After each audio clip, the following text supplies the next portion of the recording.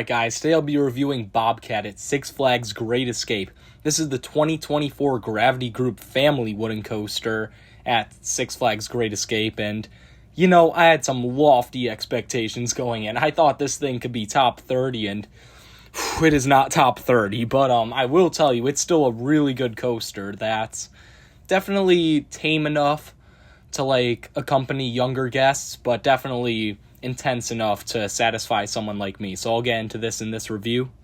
So starting off with presentation, this is the best presentation of any Six Flags coaster in my opinion. It looks phenomenal. You walk up, you have all the waterfalls, the sign looks great, you have some Bobcat statues on top of it, and then throughout the queue line there's this really corny audio that's playing out with weird cat jokes. I hate it and love it. And then you enter the station and it looks like a lodge. It's really cool. You have the deer and bear heads. You have this big chandelier. It looks really cool. These trains are really comfortable. They're the normal timberliners that you'll see on other gravity groups like Oscar's Wacky Taxi or Hades 360. So they're really comfortable.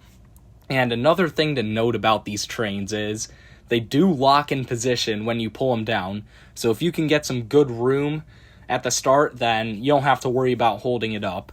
And these ops don't really staple, they're efficient, and they kind of just pull up, so that's really good. So you're going to start out of the station, do this little dip, and then head up your lift hill. You're going to do this little turnaround, and then head down the first drop.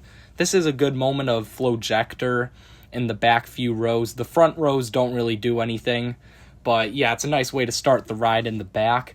You're going to then head over this floater hill, and if anything, this actually feels like a B&M Hyper Camelback, more so than really an RMC or Gravity Group type speed hill.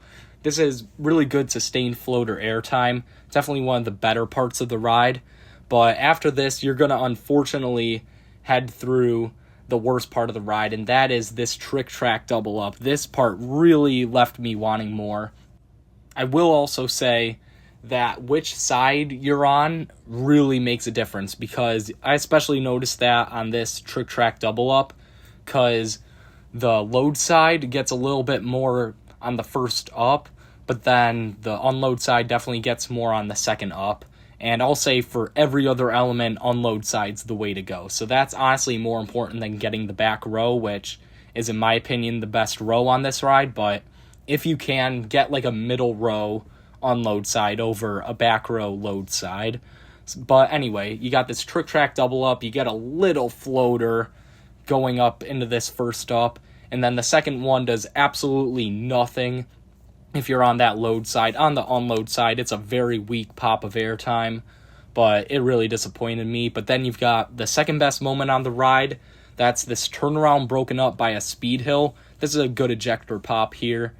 You're then going to keep turning around, and then you're going to hit this S-hill, and this is the best part of the ride for sure.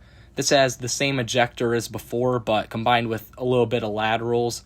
Almost feels like a very neutered version of an i305 snap. So yeah, it's still a really good element. You're going to then come up into this double down, and you're going to get a little pop on this first part of the double down, but the second part of it is really good. It's one of the quickest moments of airtime ever, but it's very abrupt. It's definitely good ejector. I would say if there's any single moment on this ride that's wow, that was strong, it's this one. But I do think those other two moments, the S-hill and the hill before it, are a bit better because they're more sustained and you get the laterals. But anyways, this is still a really good moment. You're then going to hit a right-hand turn and then pop into the brakes. This last hill going into it gives some more floater. It's nothing crazy, but it's a nice way to end out the ride. You're going to come to a bit of a harsh stop, so you get thrown forward a bit, which some might not like, but I kind of like it. It's almost the same as what Wildcat's Revenge does, except it's a bit more excessive on Wildcat, but still does the same sort of thing here. And then you have this really weird way to get back into the station. It's almost weirder than what Twisted Timbers does. I don't know how to describe it. It's like this turnaround. You start going to the right slightly, then you level out and then turn to the left. It's very bizarre, but you'll know what I mean. So overall, this is a very good ride. it definitely disappointed me, but I think that was just me having unrealistic expectations. At the end of the day, it is meant to be a family coaster, even though it's definitely more extreme than a lot of thrill coasters. Rides like Comet at the same park, Gatekeeper, Wild Eagle, like they're all definitely less intense than this. So for Bobcat's final score, I'm going to give it an 867 out of 1,000. I definitely think it's a really good ride. It focuses on some floater moments plus some ejector moments. It's got a really good presentation. And I think in terms of Gravity Group family coasters, I have it 1 over Oscar's Wacky Taxi and 9 spots over Wooden Warrior, which Wooden Warrior's at 51, so Wacky Taxi's at 43. This is 42. So definitely not bad at all. Definitely better than a lot of people would expect. It's just, I expected too much. So that's my review of Bobcat. Let me know what you guys think down in the comments below. Make sure to like and subscribe, and I'll see you guys next time.